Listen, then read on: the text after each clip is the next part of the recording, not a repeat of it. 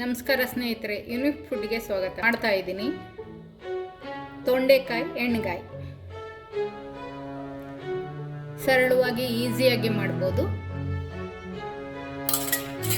ತೊಂಡೆಕಾಯಿದು ಎಣ್ಗಾಯಿ ಮಾಡೋಣ ಅಂತ ತೊಂಡೆಕಾಯಿ ಹೆಚ್ಚುತ್ತೀನಿ. ಈ ಥರ ಬದನೆಕಾಯಿ ಥರನೇ ಇದನ್ನು ಈ ಥರ ಸೇಳ್ಬೇಕು.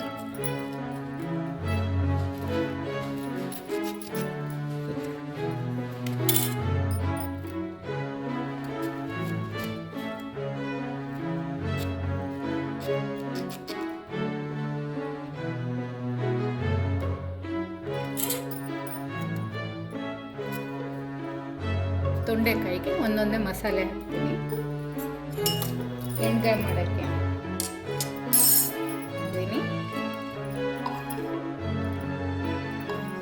ಹಸಿ ಎಣ್ಣೆನೆ 3 ಸ್ಪೂನ್ ಹಾಕಿದ್ದೀನಿ. ಸಣ್ಣದಾಗಿ ಹೆಚ್ಚಿರೋ ಒಂದು ಬಟ್ಲು ಈರುಳ್ಳಿ, ಟೊಮೆಟೊ ಸಣ್ಣದೊಂದು, ಜಜ್ಜಿದ ಬೆಳ್ಳುಳ್ಳಿ, ಸ್ಪೂನು ಸಾಂಬಾರು ಪುಡಿ, ಸ್ಪೂನ್ ಅರಿಶಿನ ಪುಡಿ, ಸ್ಪೂನ್ ಹುಚ್ಚೆಳ್ಳು ಪುಡಿ, ಕುರುಶಣಿ ಪುಡಿ, ಗುರಾಳ್ ಪುಡಿ, ನಾವು ಕುರುಶಣಿ ಪುಡಿ ಅಂತ ಹೇಳ್ತೀವಿ. ರುಚಿಗೆ ತಕ್ಕಷ್ಟು ಉಪ್ಪು, ಕಾಯಿ ತುರಿ ಎಷ್ಟು ಹಾಕಿದರೂ ನಡೆಯುತ್ತೆ. ಜಾಸ್ತಿ ಹಾಕಿದಷ್ಟು ರುಚಿ ಆಗುತ್ತೆ. ಕಾಯಿ ತುರಿ, ರಸ ಎಲ್ಲದನ್ನು ಮಿಕ್ಸ್ ಮಾಡ್ಕೊಳ್ಳೋಣ.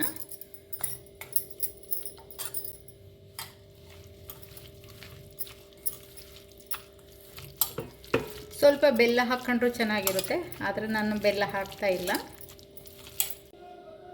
1 ಸ್ಪೂನ್ ಖಾರ ಪುಡಿ,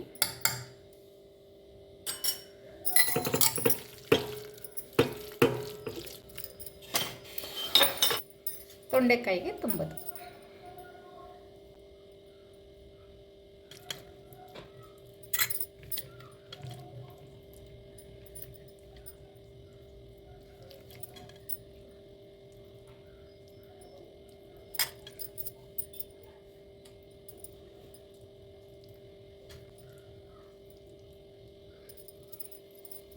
ಎಲ್ಲ ತೊಂಡೆಕಾಯಿಗೂ ತುಂಬಿಸಿಟ್ಟಿದ್ದೀನಿ. ಈಗ ಸ್ಟವ್ ಮೇಲೆ ಒಗ್ಗರಣೆ ಹಾಕೋಣ. 1 ಸ್ಪೂನ್ ಸಾಸಿವೆ, ತುಂಬಿರೋದನ್ನೆಲ್ಲ ಪಾತ್ರೆಗೆ ಹಾಕೋಣ.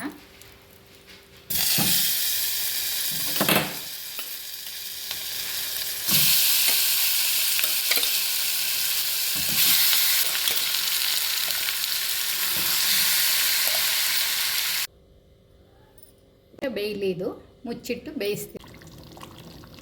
ನೋಡಿ ಕುದೀತಾ ಇದೆ, ಬೆಂದಿದೆ ಈಗಾಗಲೇ ಸಾಕಷ್ಟು. ಇನ್ನೊಂದು 2 ನಿಮಿಷ ಕುದಿಸಿ ಸಾಕು. ಎಣ್ಗಾಯಿ ರೆಡಿಯಾಗಿದೆ.